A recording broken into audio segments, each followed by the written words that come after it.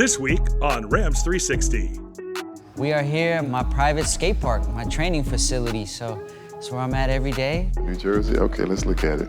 Dun, dun, dun, dun. On 3, 2, 1. The strumming patterns that come with it all just, meshes together and creates a very versatile set of chords, and also, for me, it's a very versatile football player. All this and more on Rams 360.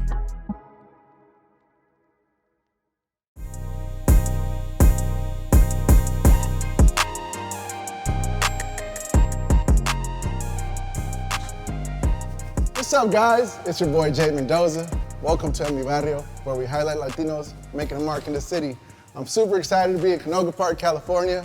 Yo, I'm with the pro skateboarder, a 4-time gold medalist, an actor, an entrepreneur. My man, P-Rod! That's good. How are you? Paul Rodriguez, man. What's up, man? Chilling, man. Welcome to the spot. Hey, thank you, so Glad to have you here, Where are we?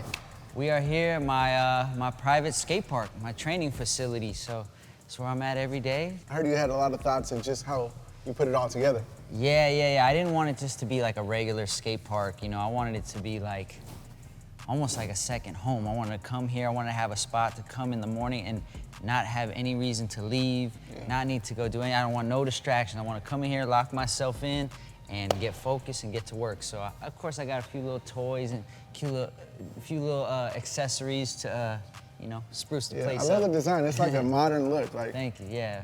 Well, let's take it a little bit to the past, man. Okay. I wanna know what made you start skateboarding, bro?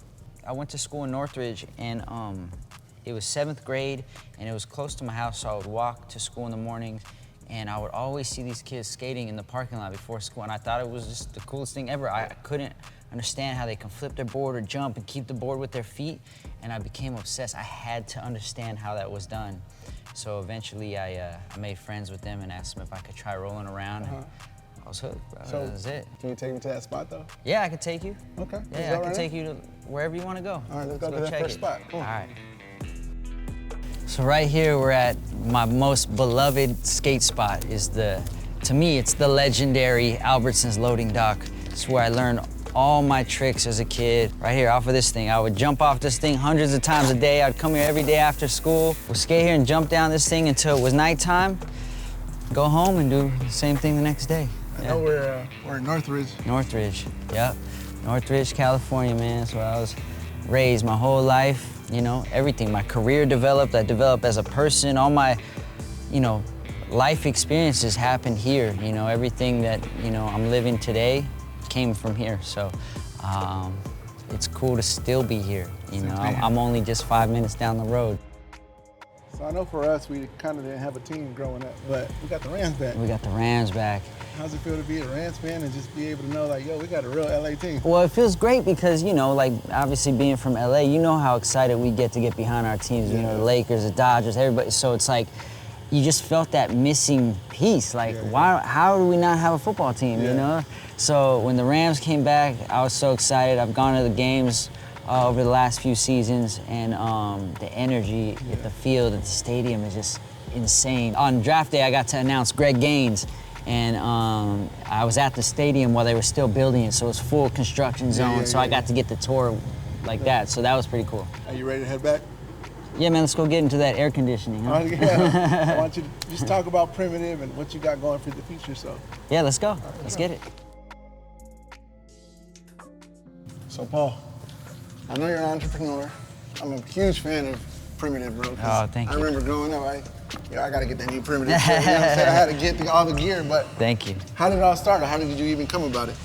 We started off as a sneaker shop, just making a couple shirts, and we noticed people liked our shirts. We would make some hats, some sweaters, and more people started liking our stuff because we were carrying all other brands and all kinds of shoes, and we started expanding the clothing a little bit, and then we got a call from Zoomies one day, and they wanted to do a whole test with us, and we were like, oh my God. So it kind of evolved into a clothing brand, and then around 2014, I was like, what am I doing? Why is this not a skateboard brand? You know what I mean? So we started talking about it, and we decided to make Primitive skateboards. And now you got a full team. We have a whole team. We got almost 20 dudes on the team. We're signing guys. We're finding, raw talent, grooming them up, turning them pro. It's pretty cool to be on this side of like a position in skateboarding to help others. Believe in the Yeah, dreams get their and make dream. them Yeah, come true. yeah. How does it feel like to have, first of all, a successful comedian father who's a successful Latino, and now you're a third generation of Latinos, you know what I'm saying? Yeah. It feels incredible. It's an honor, especially, you know, like when I was growing up and watching him do his thing, I wasn't understanding the impact he was having on the culture and what he meant to people, you know? And as I got older, and I went into skating, a total different world, and I kind of started experiencing the same thing that he was experiencing in my world. That's when it really like impacted me. I'm like, whoa, this is crazy. Like when I see other little Hispanic kids come up to me and it like humbled me. It makes me feel really, you know, honored and grateful, and it's something that you know, I don't take lightly. So Paul, you've been a huge impact in the community, man, and what's next for you, bro? Well, God willing, just end these last few years skating strong, looking good. I don't want to go out like, he used to be good, washed up. Like, I want to go out strong, go out on top, thank skateboarding, thank God, thank the culture, and bow out gracefully and go on with my life, you know? So right now it's just literally focused on the craft, on skating. I'm starting to skate competitions again. I'm out filming in the streets again, so just going back to the basics, man, back to the roots. Paul Rodriguez, guys. Hey, thank you for being on Hey. Mi Barrio. My pleasure, thank True you. legend, a GOAT. Jay Mendoza, Paul Rodriguez. Peace. Peace.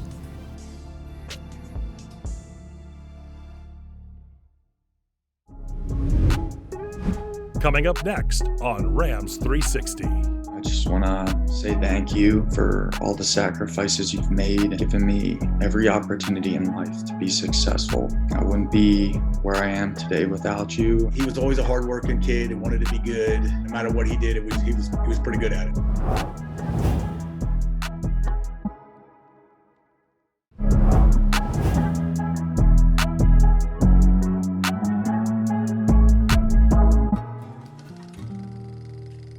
Dad, you know, I just want to say thank you for all the sacrifices you've made and giving me every opportunity in life to be successful. I wouldn't be where I am today without you.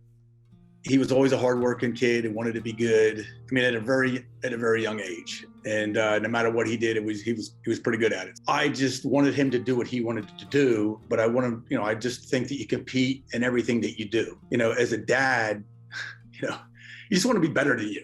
Having my dad around so much as a kid, and even before I began playing football, being able to play football in the backyard, or you know, getting me to do push-ups when I was a really little kid, and never got to watch my dad play, but I grew up around you know, the culture of Delaware football, going to every game as a very young kid before I played myself. And that's where my love for the game originated, was in that stadium that I eventually got to play in. It's hard living with your coach, but at the same time, it's a resource that not a lot of other kids had, that I think was huge and instrumental in my development from middle school to high school to college, and now the NFL. I never really cared if he followed in my footsteps. I love football because I just think every day I use the lessons that football taught me. It's the one lesson that my dad taught me. He never satisfied with myself or where I was. I mean, the bottom line is you can always be better. You can always be better. And there's always someone better than you. So, but just because they're better than you or more talented than you, that doesn't mean that, you know, they're going to work as hard as you. That is the one lesson in life that I wanted them to learn from me. And the other lesson is, don't just work hard, you work smart.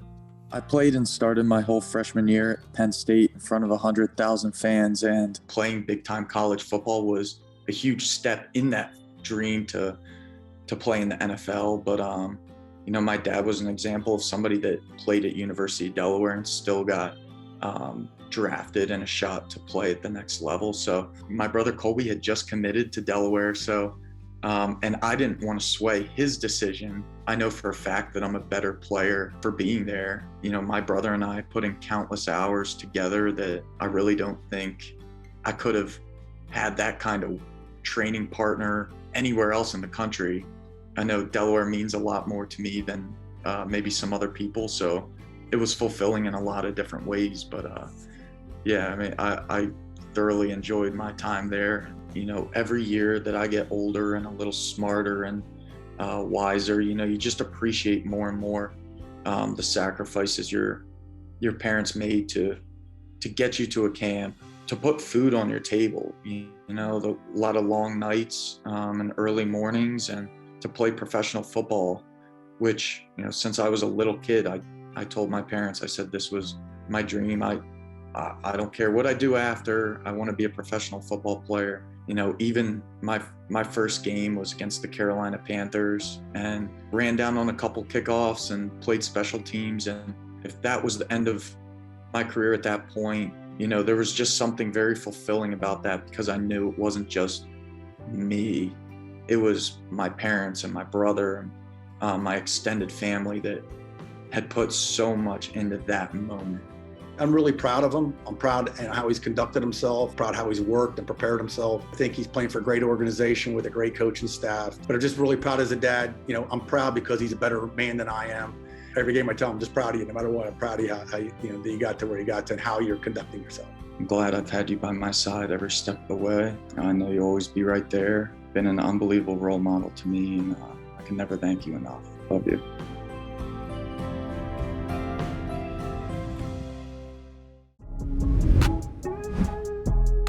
From waste cleanup to water reclamation, I'll be meeting up with LA organizations that make a big impact in protecting our environment. Welcome to my neck of the woods. You are watching Rams 360.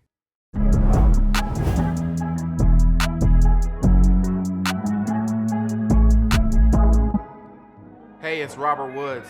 I was born and raised here in Los Angeles, California, so I'm using the NFL offseason to educate myself about environmental issues and what steps I can take in my daily life to reduce my own environmental footprint.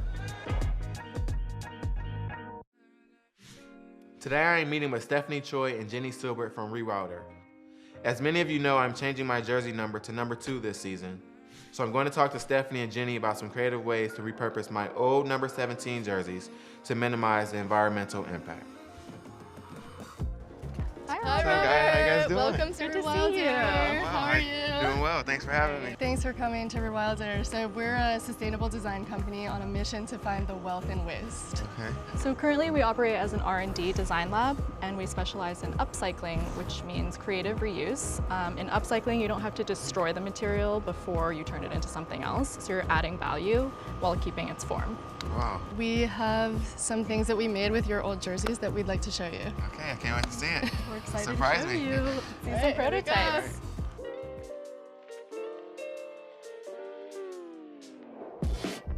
Okay, so this is the first collection of Robert Woods upcycled gear. But where do you want to start? Start with the football Yes. first. Yeah. Okay.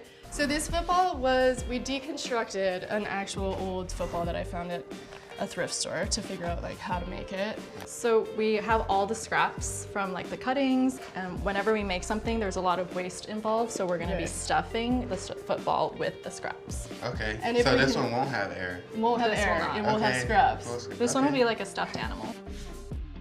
This is a baby bag. We heard you're having Oh, a baby. yes. It's got plenty of Very space. thoughtful. There's a little surprise inside. I'll let you open it. I hope the baby's not in here. Surprise! Surprise is your baby. Oh, nice. Super nice. Yeah, So the bags are fully lined. This one was catching my eye from a Yes. distance. Eye-catching. This was a project that we did. We wanted it to be fully 100% upcycled without using any new components. So the closures are actually magnets I because know that I was looking for a button. yeah, so the reason why we use magnets is because it's hard to find upcycled snaps and buttons and zippers. And then so where do you get the magnets from? We upcycled those from an aerospace project. It depends. Like another example is this car. This is a car cover. So this actually we got from a company in Los Angeles, an electric van company.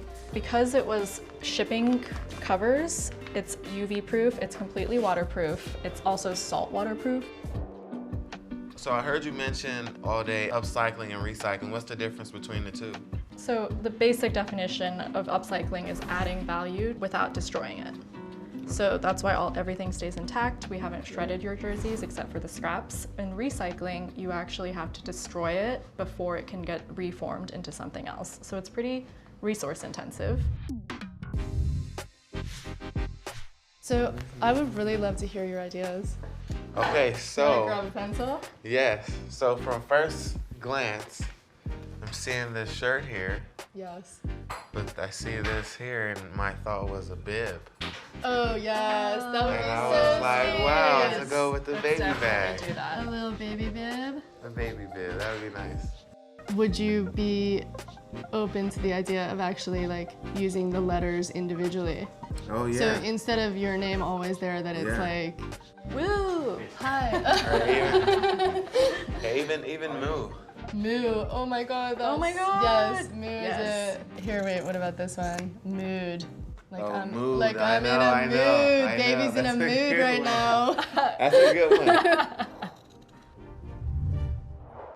So what, if anything, here surprised you today? Just knowing that you guys can make literally anything. I think a lot of people think the shirt may not fit the same and they think it's just trash or it's just waste. But what they're gonna find out is that this stuff can be reused and refurbished and made into something else. And I really appreciate you guys having me here at Rewilder, knowing that my jersey's in good hands and safe with you guys. Yeah, it's been an honor. And thank you for being an amazing role model for all of your fans and friends and your future baby. Appreciate it, and I can't wait to see what's next for the baby. Yeah.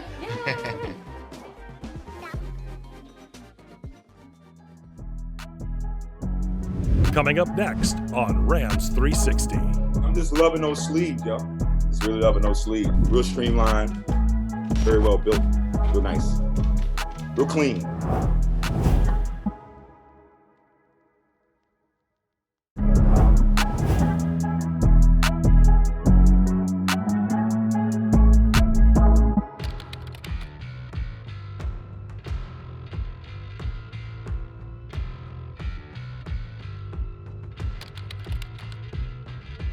We thought it was only right that our newest Hall of Famer got Do you want me to Yeah. stand up and do this? Yeah. The New Jersey? Okay, let's look at it. Dun, dun, dun, dun. On 3, 2, 1. Have you seen it? I haven't seen it.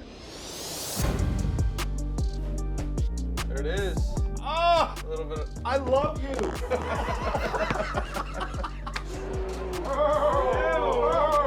Like armatures. I like the fact you guys tied it in with some of the legendary Ram looks. Really got back to that part of it. I love the horns on the sleeve. I think that's dope. Yeah. That most definitely brings back that memory. When I see the white, second play from scrimmage, the play was toss left, break on the sideline. Who jumps in behind me? Holmes. But nobody can catch Eric Dickerson. He just went 85 yards. And it just looked, it was just a good looking jersey. I kind of like these shiny numbers here. I like it. I like it. To me, it's the legend look. This kind of looks like the legend of Rams. The old school stuff. What time does it take it back to in your career when you see that jersey? I guess it's when we went up to San Francisco and kicked their fanny. And It looks like championship. I'm just loving those sleeves, yo. Just really loving those sleeves. Real streamlined, very well built, real nice, real clean. How the new jersey, how it ties into, it's going to connect history for our millennials. It's really going to help to bridge that gap for them on and off the field. A fusion of the old and new. The new school. I like it.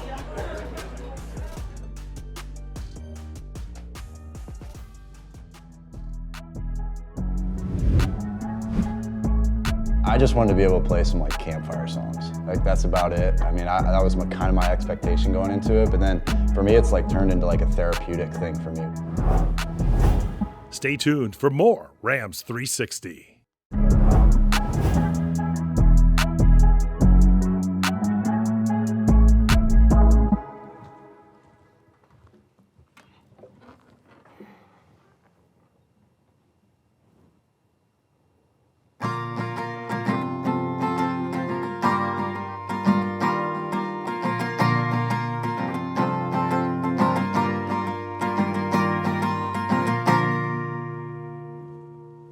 When the Big Ten canceled our season last year for COVID initially, me and my one teammate at Maryland, we both were like, we need to do something to, supplement football, really.